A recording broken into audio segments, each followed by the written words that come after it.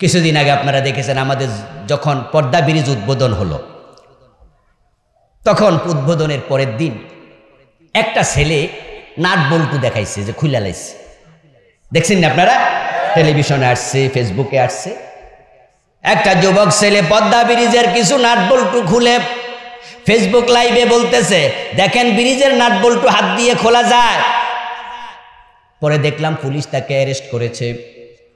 হ্যাঁ বন্ধু, দেশের সম্মান নষ্ট করলা, এটা ফেসবুকে দেওয়ার কারণে তামাম জাতি জানছে। এতে করে যারা কন্ট্রাক্ট নিয়েছে তাদের ইজ্জত নষ্ট হয়েছে। যে সরকার কোটি কোটি ডলার খরচ করলো, এখানে তাদের ইজ্জত নষ্ট হয়েছে। এই কাজটা তুমি ঠিক করো নাই, বরং লাইভে এটা ফেসবুকে না দিয়া এটা তুমি কর্তৃপক্ষকে জানাইতে পারতা, তারা নাচগুলো টাইট দিয়ে দিত। আর পদ্মা ব্রিজের যদি হাতলের নাট খুলেও যায়, এজন্য কি ব্রিজ ভাঙা পড়ে যাবে নাকি? এটা বড় কোনো ত্রুটিও না, এটা একটি স্বাভাবিক ব্যাপার। না টাইট দেওয়ার ক্ষেত্রে একটু কম হয়েছে, এতে করে লুজ হয়েছে, তুমি এটা লাইভে দেখাইয়া এত বড় একটা প্রকল্পকে হাস্যকর বানাইলা, তাই তোমাকে ধরবে, তোমাকে শাস্তি দেবে, প্রয়োজনে তোমার জেল দেবে, প্রয়োজনে তোমার জরিমানা করবে। কিন্তু ধরে নেয়ার পরে দেখি হেরে রিমান্ডে দিছে কয়েকদিন। তা আমি আশ্চর্য হয়ে কইলাম, হেতে তো না টেনা খুলছে, তো রিমান্ডে হেরে জিগাইব কি?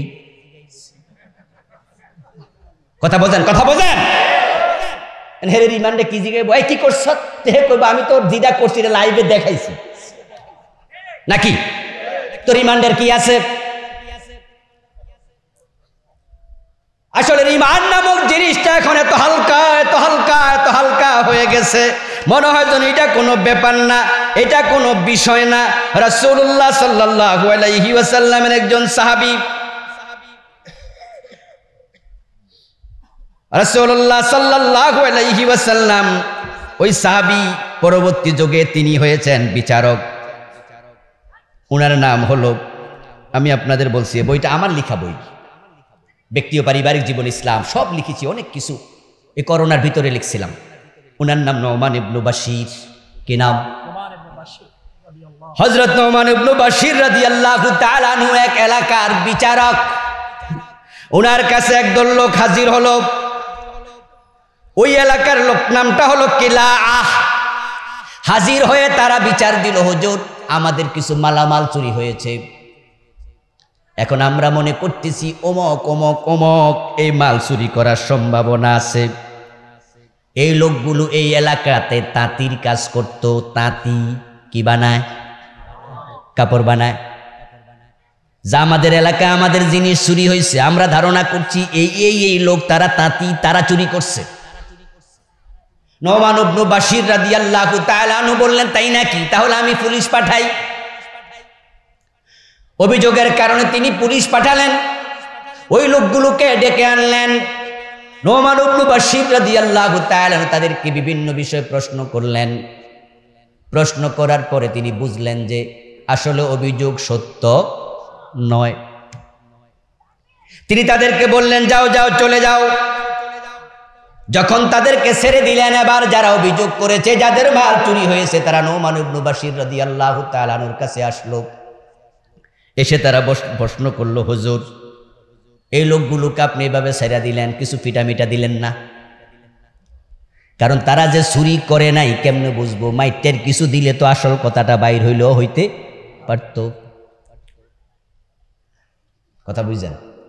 আমাদের দেশে রিমান্ডে নিলে আগে কিছু মাইট দিয়া দেয়, ফতে দিয়া দেয়, রিমান্ডের আগে থাপড়ানি শুরু।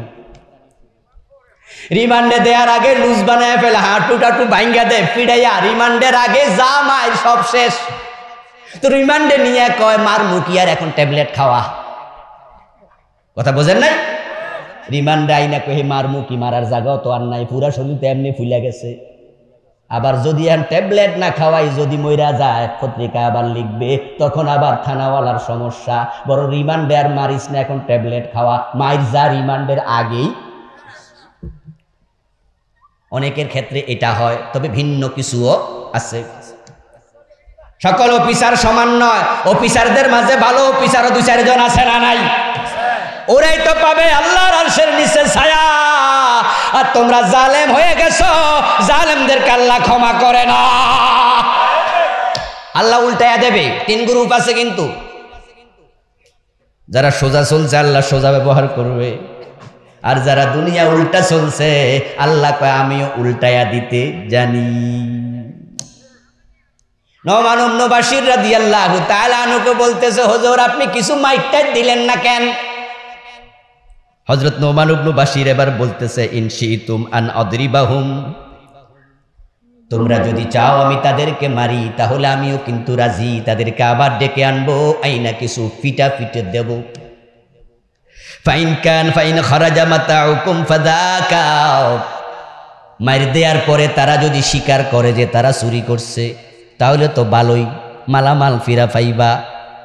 কিন্তু ইল্লা আখাযতু মিন যুহুরিকুম মিসলা মা আখাযতু মিন যুহুরিহিম, যদি পিটা দেওয়ার পরেও তারা স্বীকার না করে এবং তারা এক কথাই বারবার বলে আমরা চুরি করি নাই, চুরি করি নাই, চুরি করি নাই, তাহলে তাদেরকে যে 10-20টা মাইর দিছি তোমাদের পিঠে ওই 10-20টা আমি আবার ফিরামু। কারণ হলো ওদেরকে বিনা দোষে মারছি তোমাদের কথার কারণে।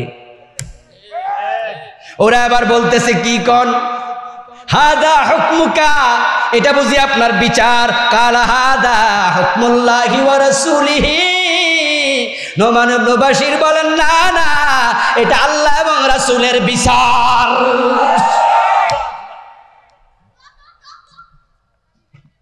আজকে যারা আমার এই মাঠে আছেন তাফসীরের মাঠে, এখানে স্কুলে পড়ে, কলেজে পড়ে, ইউনিভার্সিটি পড়ে, এমন 2-4 জন ছাত্র আছে না নাই? হতে পারে তারা আগামী দিনের প্রধান বিচারপতি হবে, জজ হবে, ব্যারিস্টার হবে। কান খুলে শোনো মুসলমান, কোন মানুষকে সন্দেহের উপরে আঘাত করবা না, করবা না, করবা না। তুমি যারে পিটায় ফেললা, দৌড়াই পিটায় ফেললা, বাস্তবে সে দোষী না। এমন ঘটনাও আছে, ধরতে গেছে একজন, নামের কারণে দৌড়া ফেলছে মানুষ, কয় নামে নামে জমে টানে। আমার ভাইয়েরা, ধরতে গেছে একজন, ধরে ফেলছে আরেকজন, নামে নামে জমে টানে। জিজ্ঞাসা করছে কি নাম? হে নাম কইছে আমার নাম আব্দুর রহমান। করে তোরে তো খুঁজি। এখন হেরে খুঁজছে, হেরে পাইছে, পাইয়াই তো থাপ্পর সর কিল যা দেয়ার দিছে। এখন গাড়িতে তুইলাও থাপড়ায় আর কয় অমুক জায়গায় তুই চিন্তাই করছস, তোর ব্যাপার অভিযোগ আছে, থানায় মামলা আছে 13টা, চল তোর রিমান্ডে নিব 14 দিন, একবারে হাড্ডি গুড্ডি ভাঙালাম। হে কয় ভাই চিন্তায় কারে? কয় আমি জীবনও তো জানিও না। মাইর না খাইলে সবাই এটাই কয়। নিতে নিতে ফিডায়, রিমান্ডে নিয়ে ফিডায়, 5 দিন 7 দিন পরে এবার বিভিন্ন খোঁজ খবর লেখালেখি আসছে, এটা ওই আব্দুর রহমান না, এটা পাশের বাড়িটা। আপনি হাসতেছেন, আমিও হেসে হেসে বলছি, কিন্তু বাস্তবতা হলো এই যে বেটাটা মাইর খাইলো সে কি দোষী না নির্দোষ? এখন প্রমাণ হওয়ার পরে থানাওয়ালা কি করবে? এই মাইর ফিরাবে কেমনে? যখন প্রমাণ হয়ে গেল লোকটা নির্দোষ, তখন তার কাছে ওসি সাহেব বলবে সরি, যে দারোগা পিটাইছে সেও বলবে কি? কথা বলেন না ভাইয়েরা? আচ্ছা, এর চেয়ে আর বেশি কি করবে? হাতে ধরবে, পায়ে ধরবে, সরি বলবে, গালে চুমু দেবে, কপালে চুমু দেবে, ভাই ভাই আমারে মাফ করে দাও। কিন্তু এতদিন যে পিটাইছেন ওই পিটার খবর কি? সে বলল আমি মাফ করব না।